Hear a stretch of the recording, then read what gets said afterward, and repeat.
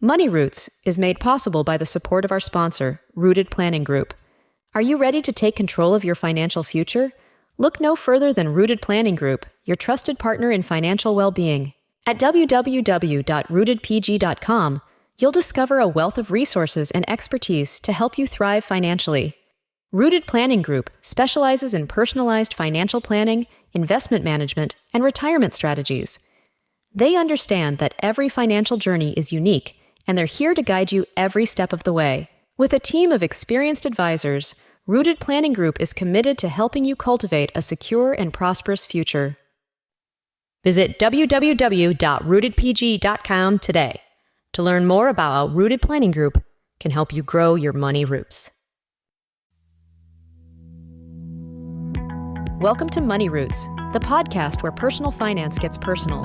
Hosted by Amy Irvine, the CEO of Rooted Planning Group. Each week, Amy and her team dig deep into the world of finance, making it more approachable and understandable for everyone, no matter where you are on your financial journey. From savings and investments to budgeting and planning, Money Roots brings you practical advice, inspiring stories, and expert insights. They believe that everyone has the potential to grow a healthy financial future, and they're here to help you nurture it. So, whether you're a financial guru or just starting to plant the seeds of your financial knowledge, this is the place for you. Get ready to uncover the tools and strategies that can help you thrive financially. So, without further ado, let's dive into today's episode of Money Roots. Welcome, Money Roots listeners. This is Amy Irvine, CEO of Rooted Planning Group, and today I'm very excited to have two people hosting this particular podcast that are first-time moms, and they have some amazing tips that they are going to share for you. And since I'm not a first-time mom, you're not going to hear from me on this podcast. So Becky, Eason, and Liz, Zemak from our team are going to be, I would say, jamming and talking about what it's like and having some good health and financial tips for those of you that are indeed first-time moms. Becky and Liz, take it away. Thanks, Amy. So today, with January being a focus on some of our health tips that also relate to your wealth, Becky and I are two members on the team that are first-time moms, and both of our children are quite young. So we really wanted to spend a little bit of time talking through our experience and how that relates also to our health and to some financial things that we've both already started doing for our daughters. So I figured I would first introduce my daughter. Her name is Vivian. She's not going to be obviously talking, but just so you guys know, that's who I'm referring to. She is 2 years old, and I'm a little bit older mom. So some of that I am finding an impact on being a parent of a 2-year-old. And then Becky has a daughter who is 1, and her name is Amelia. So we'll be referencing both of the girls through this podcast. Becky, I don't know if you had anything you wanted to add in. No, just excited to be sharing some of our experiences. Great. So one of the first things that I wanted to talk to Becky about was how in the world do we find time to take care of ourselves since having our daughters? I have found that to be quite difficult, and in fact, more difficult than I thought it would be. I really thought that I would be one of those moms working out in the living room with my baby and just, doing all the things and loading her up in a carrier and going for a hike. My experience was different than that. Vivian did not like to be in a carrier. I tried to work out with her one time, and that it just wasn't beautiful. It wasn't the pictures you see, on social media. For me, it looks like squeezing in 15 minutes to meditate, or when I'm feeling overwhelmed, making sure that I hand off my responsibilities to someone else and really being mindful and taking a moment for myself. It looks drastically different than I thought it would look. Becky, what are some of the things that you have found that you do to help take care of yourself? Yeah, just like you, I really struggle with this. And it's easy, when you're pregnant and before having a child to say everything that you're going to do, but then to actually do it is nearly impossible. Yes. And I was a runner before having Amelia, and I have to say I've only gone for 2 runs since she's been born. So my biggest takeaway on that is even if you're not doing the full taking care of yourself that you were beforehand, finding time to even go for a walk and make that your family time. Yeah. That's been my saving grace. Yes. We, Becky, I don't know if you guys have a running stroller or not. I bought a running stroller after Vivian was born because where we live, the sidewalks are not great, or non-existent. So we load Vivian up in that. And sometimes that is my quiet time, just pushing her in the stroller. So that's a great tip to include them kind of in your time. Yeah. And, time with them is so precious anyways. And to be able to make family time and create the memories, it's just something that as a family, we really enjoy, and to get my husband involved and our dog. Yes. We, here in upstate New York, we got some snow this weekend, and Becky and I were both talking about how we got our daughters out in the snow. So I think that's one of my tips too, Becky, is kind of incorporating the outdoors no matter the weather. I know sometimes it's been rainy, and so we'll just go out on the front porch. I really find that breath of fresh air and being outside helpful for me, and also for Vivian. Yeah, there's something that fresh air, you can't beat it. And it helps with their moods and our moods as well. It's very true. And I find it helpful with nap time. I have a daughter who is quite resistant to sleep and just thinks she's going to miss out on something if she closes her eyes. So a lot of times I find if we're outside, getting that fresh air, it really helps too. So one of the things, Becky, I wanted to talk about is what are some things that you have started doing? I know Amelia she recently won, but what are some things that you've already started doing for her to help her out financially? Yeah, so one of the things we've done is we created a brokerage account earmarked for her. Nice. And we just save a little each month into that. And our goal is once she's 18 or done with school, whatever, depending on how she ends up financially being responsible or not, our goal is to help her, whether it's using the funds for college or a home purchase, just having something there for her, even if it's travel that she wants to do. I love that idea. And I really love, so we set up a 529 plan for Vivian. And I also set up a brokerage account for her like you did with Amelia. And my reasoning was I wanted a little bit of 529 so that I could get some tax benefit. But also I didn't want to put it all in a 529 because I wanted some, like you said, if there's non-educational things that she wants to do, that's something I contribute to the brokerage account and on her birthday. So I usually will contribute and kind of pick a fund to invest her in for that year and just see how that goes. And I think as she gets older, my plan is to kind of involve her in trying to pick some of those investments and, start to grow her knowledge that way. Becky, one of the things that you pointed out was depending on, how financially responsible she is. And I think one of the questions that we get sometimes is, well, you don't want to just hand an 18-year-old, thousands of dollars. What are some things that you think you'll be looking for to determine if she's responsible enough to handle the money that you guys have put away for her?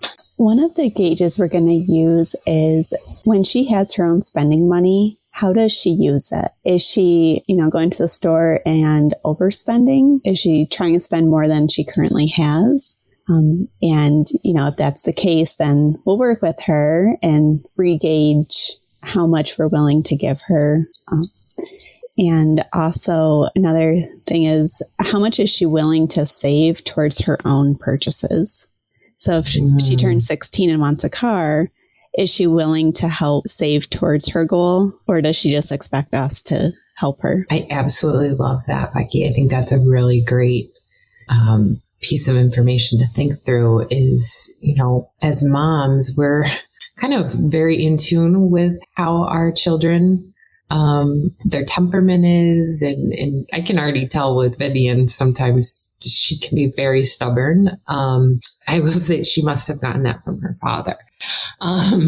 But she will, if she doesn't want to do something, she really will put up a fight about it. And I think it's, something that we're very in tune with our children with and kind of what they're going to do. So I think those are really good things to be thinking about and looking for, as they start growing. And then for us, as they're learning about money, and teaching them good habits, right? And not just, you can put it on a credit card and not worry about it. And spending time reflecting, like, what are your goals? Do you want to buy? What toy do you want to buy? How much is it? What percent of your income might that be?